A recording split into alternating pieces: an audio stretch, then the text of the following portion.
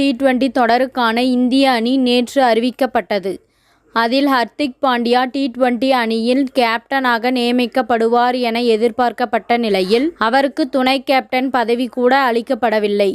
கடந்த 2024 T20 உலகக் கோப்பைக்கான அணியில் ஹர்திக் பாண்டியா இந்திய அணியின் துணை கேப்டனாக இருந்தார். ரோகித் சர்மா T20 போட்டிகளில் இருந்து ஓய்வு பெற்ற பின் ஹர்திக் பாண்டியா தான் இந்திய T20 அணியின் கேப்டனாக செயல்படுவார் என்ற எதிர்பார்ப்பு இருந்தது. ஆனால் அதற்கு மாறாக சூரியகுமார் யாதவ் இந்திய T20 அணியின் கேப்டனாக நியமிக்கப்பட்டார். இதன் பின்னணியில் புதிய பயிற்சியாளர் கவுதம் கம்பீர் இருப்பதாக கூறப்படுகின்றது. ஆனால் அவர் ஹர்திக் பாண்டியா வேண்டும் என முடிவு எடுக்க என்ன காரணம் என்பது குறித்து பல்வேறு தகவல்கள் வலம் வருகின்றன.